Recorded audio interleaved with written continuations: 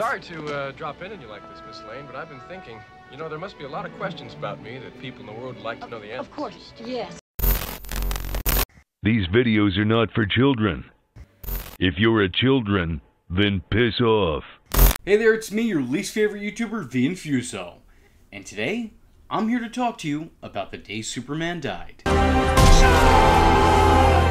Well, I mean, yeah, sure, I suppose that's true, from a certain point of view. But more specifically, today I'm here to talk to you about the day the Christopher Reeve Superman movies died. Instead of breaking down all that led up to the movie series' failure, I'm instead going to go through these movies themselves and give a brief summary throughout, before determining where exactly it all went downhill. Starting, of course, with Superman, the major motion picture. The first Superman movie is an absolute masterpiece, an incredible classic that not only properly portrays its characters, but also informed a general audience as to who these characters are. Most people's perception of the world of Superman stemmed from these movies. And it's not just because it was the first interpretation they ever saw of them, it's because of how much love and care went into making them. The first Superman movie is an origin story that not only gives you just insight into Kal-El, Clark Kent, Superman, whatever you'll call him, but his family lineage as well. Even after all these years, as occasionally outdated and cheesy as this movie can be, it's still very watchable, because the interpretations of these characters are completely timeless. Christopher Reeve is so effortlessly likable and charming as Superman. He never once comes across as anything but sincere. The tagline of the film was, of course,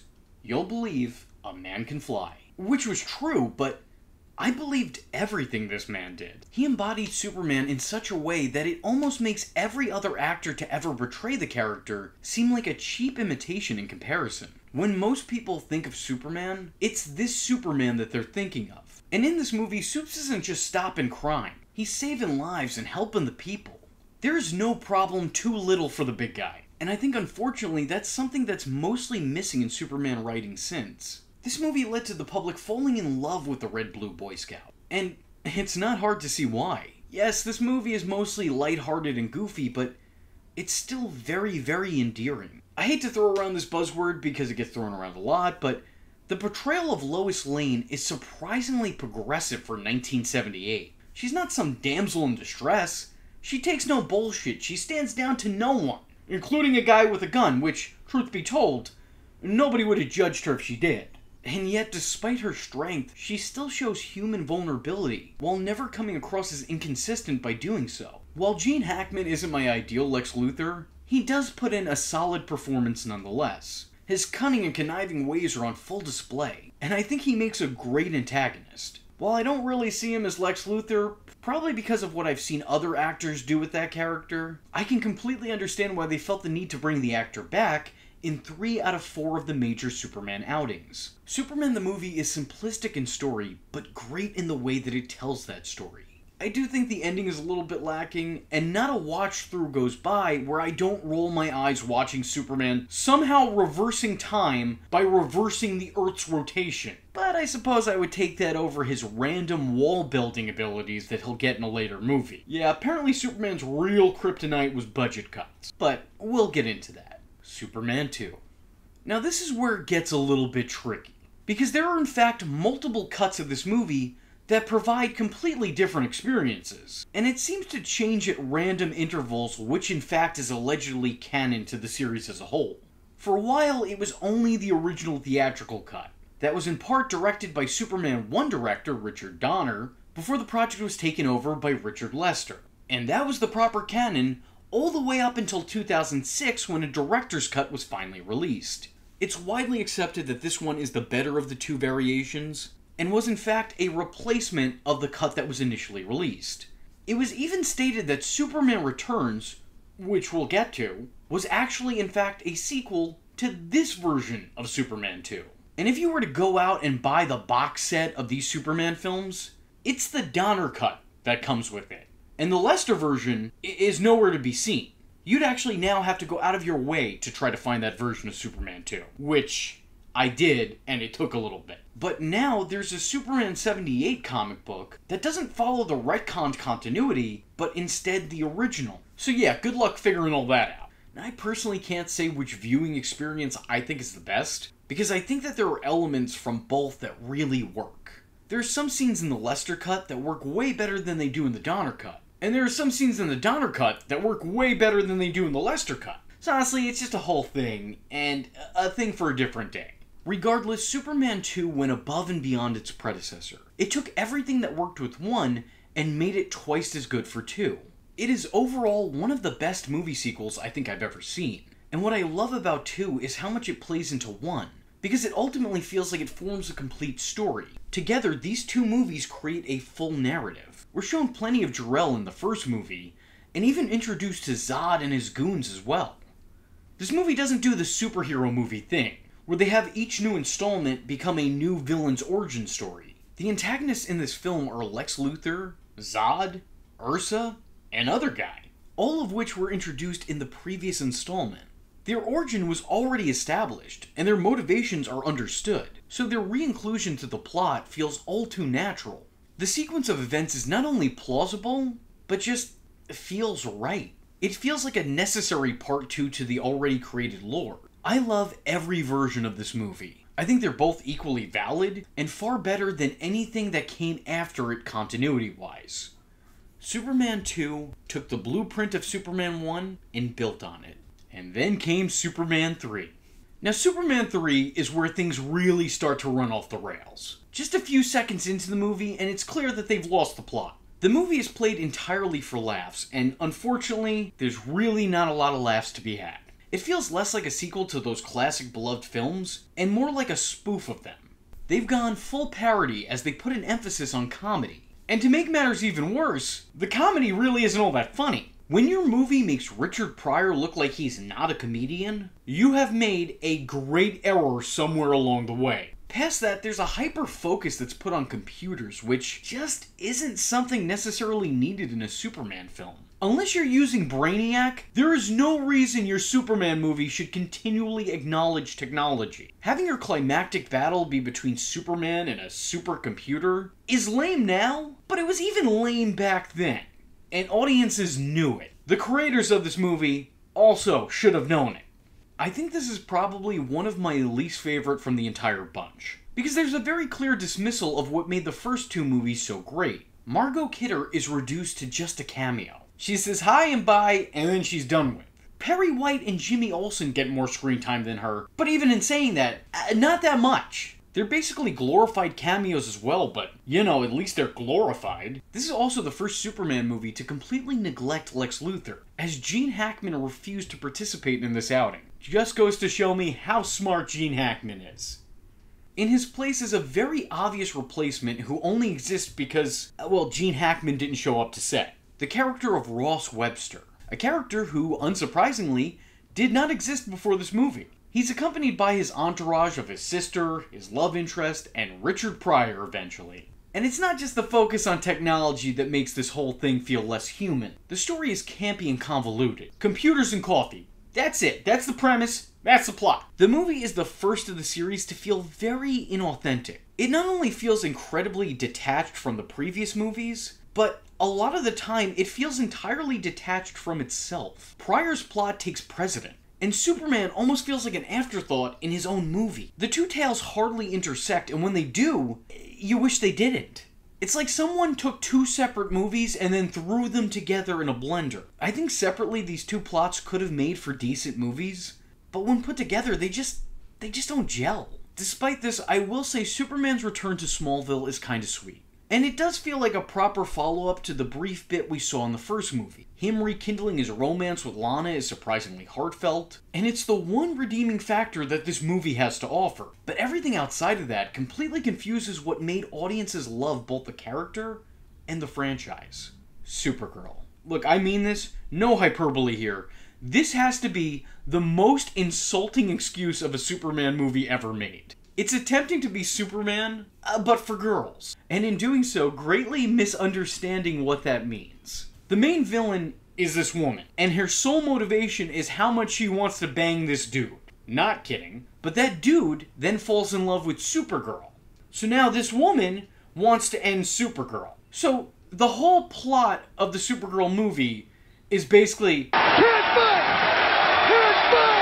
Like, how embarrassing is that? This female-led superhero movie's conflict is just two women fighting over a dude. That's it. That's the plot. Look, I'm not saying you couldn't include a love interest, or even a love triangle in your lady-led superhero movie, but to have that be the main plot and conflict feels really demeaning. I'm laughing about it because that's really all I could do. This would be like if Superman and Lex Luthor's main gripe was that they both wanted to take a route down Lois's lane.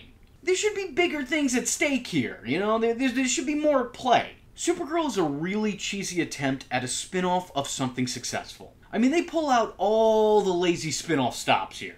Having the lead character being a previously unmentioned relative of the main movie's main character, they actually do that twice. 2 times over. Because Supergirl is Superman's cousin, but she rooms with Lucy Lane, who is Lois Lane's sister. Of course. They even have one singular character from the numerical lineup appear here just to bridge the gap and continue the canon, just so you know where this fits into. And that character is none other than Jimmy Olsen. The movie also spends its runtime making references and allusions to the first films in passing, including having a poster of Christopher Reeve Superman in the background. Like, oh yeah, we couldn't get the guy to show up on set, but this will really sell it. This is going to put some butts in seats. It continually tries to make these little connections throughout in an effort to validate its existence, but it's pretty invalid. Not to mention that there are witches and warlocks now, which feel about as proper in a Superman movie as the supercomputer from the last one, so, you know, you do with that information what you will. This is also another movie in the lineup that has 2 cuts of its film, although in this case both cuts pretty much provide the same experience, just one has more of that experience. Superman 4 sees the return of characters that were horribly underutilized in the last Superman installment, as well as the ones who didn't make an appearance in that one. Lois Lane, Jimmy Olsen, Perry White, they're all back and involved in the main plot. Back at it again is Gene Hackman's Lex Luthor, which only shows me that Gene Hackman is significantly less smart than I had previously anticipated. Along with Hackman's Lex Luthor is the unfortunate inclusion of his nephew, Lenny Luthor. Oh no. Who is the most worthless Superman character to never exist. Somehow this kid makes Luthor's former henchman Otis look competent. However, I won't give John Cryer too much grief because he's had his redemption arc already, by later in life taking over the role of Lex Luthor and surprisingly doing a pretty great job, not gonna lie. Like in the last movie, this one creates a new villain for Superman to fight. Despite him having a pretty prominent and lengthy list of villains that they could have chose from, they decided, screw it, get the crayons out, we'll make one ourselves. So in this, they create Nuclear Man, who is kind of like what would happen if you combined Bizarro and Atom Man. Why you'd want to combine those two? Beyond me, but this is the end result. They also add in yet another love interest of sorts, Lacey Warfield, who is the apple of Nuclear Man's eye. Unfortunately for him, she's in love with Clark Kent. Clark Kent doesn't really want anything to do with her because he only has eyes for Lois, except for the last movie where he had eyes for Lana, but Lana's not even in this movie nor mentioned, despite the last movie having her work at the Daily Planet at the end of it. She moved from Smallville to Metropolis. You would think that she would have a role in this, but she does not. She's not even mentioned. That's it. She's gone. We will not see Annette O'Toole again until Smallville. Which is unfortunate because I think it could have been really interesting seeing her incorporated into the fold and maybe having her interact with Lois. It could have been an interesting dynamic here. This movie also completely neglects the recently established Supergirl, never once mentioning her mere existence. Like, you would think Superman having a cousin would at least get a passing reference somewhere along the way, but no, I guess it's not noteworthy at all. Another alien came down to our planet, made her existence known, who knows where she is or what she's doing, we don't care. In Superman 4, the effects are distractingly bad, worse than they've ever been previously. The green screen is awful and obvious, and at times even cuts off portions of the actors. They reuse and repurpose multiple shots all throughout. And I'm not saying the effects in the previous movies hold up today. They certainly don't, but how is it possible in 1978 they had better effects than they had in 1987? Truthfully, this one just feels like a chore to watch. And while the last one was bad, it did at least have some good qualities in between its awful. But this one? Just all awful. Start to finish bad. Don't like it. Let's just move on. Superman Returns was an earnest effort, and I think it should get applauded for its attempt. But ultimately, its primary mission was an impossible task, and it should have known that going into this. Simply put, you can't make a Christopher Reeve Superman movie without Christopher Reeve playing Superman. That sounds basic, it should be obvious. This movie really does feel like a love letter to the first two films. And I think in terms of substance, it far outranks the last three entries in the series. But it really does just come off as a fan film with a budget, which is all fine and well. Fan films exist because of a passion to tell a story and a need to show appreciation for a property. This is certainly that. You can really feel the love all those attached to the project had for the movie's predecessor. But I think actually attaching and assigning this movie to the Superman classics was a mistake. This movie could have very easily been its own standalone Superman movie that paid homage to the iconic Superman movies before it. But by retconning the lackluster timeline and having this be a replacement of several movies, was creating a necessity for comparison, and one this movie could never reasonably win. What should have been a fresh start was just more of the same old stuff, but now with new people. It was modernized nostalgia. For as good as Superman Returns actually is, it falls short of being a Superman 2 successor. Had this movie went the route of starting anew rather than adding to an already established canon, I think it would have fared much better for it. Hell, it might have even gotten a sequel or two. But it doesn't really work as a sequel. It's very obvious what it's trying to emulate, but it simply can't duplicate the heart of the original. Not to mention that the new actors' performances, especially in terms of Lois Lane and Lex Luthor, are so fundamentally different than their previous actors that it's hard to ever really fit this into a canon. And it kind of feels like it has no right to exist in that line of films. So now that we covered all those movies in full, where did it all go wrong? Well, if I'm being honest, I think that there's something to love in almost all of these movies. Not one singular Superman movie is without some merit in terms of entertainment. Well, except for one of them. Even the worst films in this lineup have elements that work here and there, with the exception of one of them. Superman 3 is a dumpster fire that completely neglects the importance of Lois Lane and the brilliant performance of Margot Kidder. But in saying that, it did create an almost equally sweet romance between Clark and Lana Lang. And it gave us a really great performance from Annette O'Toole. I would say Superman 3 is worth watching just for their interactions alone.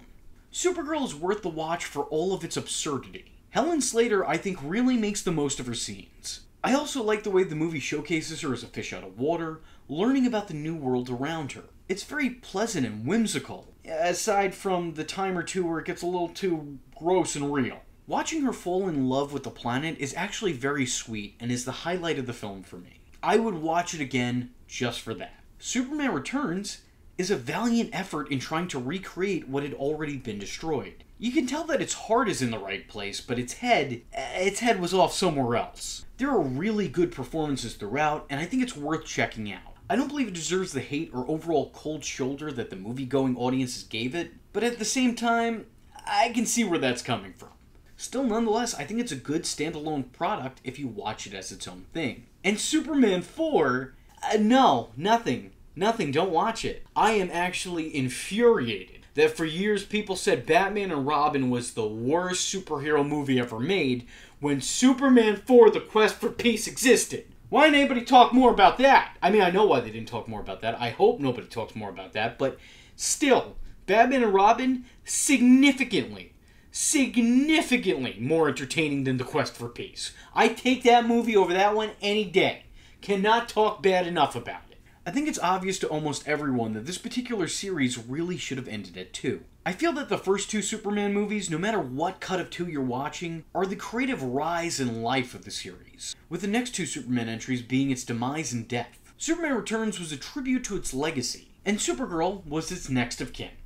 Well, obviously. But she couldn't bear the weight of the success of her more famous cousin.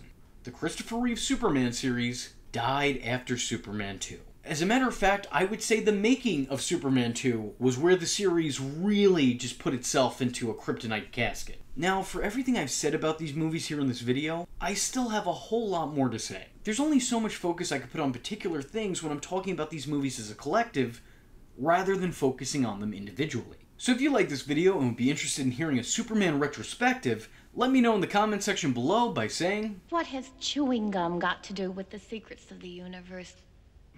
With all that being said, I was your least favorite YouTuber, Infuso, and I thank you for watching.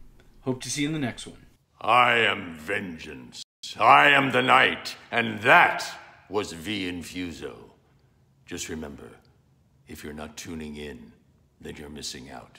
So, if you like the words that came out of his mouth hole, and you too would like to become a V-generate, don't forget to like and subscribe. Thanks for watching, nerds! And if you're not joining the fun, you're in for one bad day. And you know what they say about having one bad day?